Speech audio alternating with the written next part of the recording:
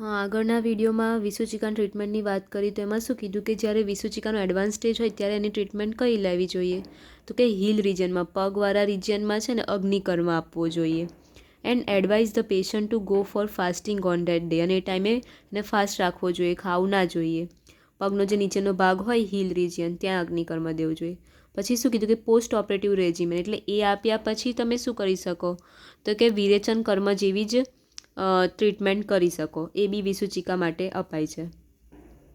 પછીનો ટોપિક છે કે આમ વિષ, વિરુદ્ધ અધ્યસન અજીર્ણ શીલીનો વિષમ લક્ષણમ. શ્લોક નહીં કરું તો ચાલે, મિનિંગ યાદ રાખી લેજે. એમાં શું કીધું કે due to the injection of unwholesome food, excessive food and also the food taken before the previous meals get digest. એટલે શું કીધું, due to injection of unwholesome food, એવું ખાવા જે સારું નથી એ લઈ લીધું, અથવા તો વધારે પડતું લઈ લીધું, અને આગળ ખાધું છે એ પચ્યું નથી તો બી લઈ લીધું, તો જે આમ છે ને આપણો રહેલો એ આમ વિષમાં કન્વર્ટ થઈ જશે.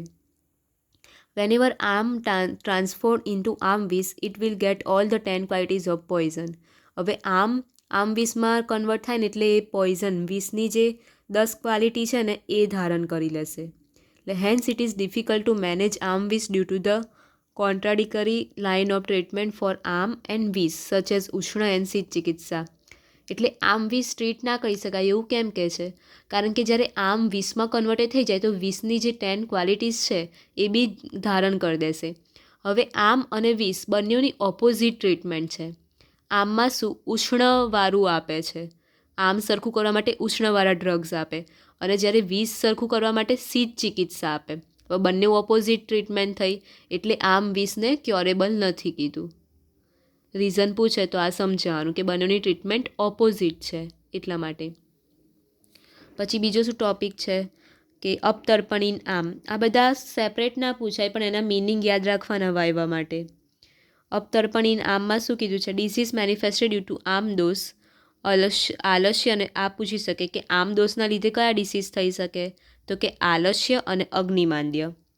આળસ આવી અને અગ્નિમાંદ્ય એટલે આપણું અગ્નિ મંદ થઈ જવું. હવે એ બંનેઓને અપતર્પણથી આપણે સરખું કરી શકીએ. એમાં બીજું શું કીધું છે, તો કે 3 ટાઈપ્સ ઓફ અપતર્પણ શુડ બી એડોપ્ટેડ. 3 ટાઈપના છે. જો જ્યારે જે દોષ છે એ માઇલ્ડ સ્ટેટમાં વધ્યા હોય ને તો લંઘન કરાવવું જોઈએ. પછી જ્યારે એકદમ એગ્રીવેટ બહુ જ વધી ગયા હોય ત્યારે લંઘન પાચન બંને વાળવું જોઈએ. લંઘન એટલે ફાસ્ટિંગ, ઉપવાસ કરાવો, પાચન એટલે ડાયજેસ્ટ થવા માટેનું.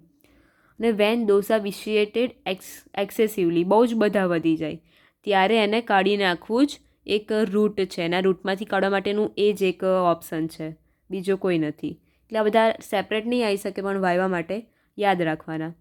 બીજું આમાં શું કીધું છે કે હેતુ વિપરીત અને વ્યાધિ વિપરીત ચિકિત્સા. નામ પરથી કે કોઈ બી વસ્તુ, હેતુ એટલે શું, કોઝ, ડિસીઝ થવાનો કોઝ, તો એ જેનો કોઝ છે એનાથી વિપરીત ચિકિત્સા આપવાની.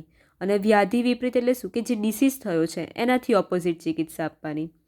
એટલે પહેલાં શું કહે છે કે fasting and digestive drug are useful for management of disease originated due two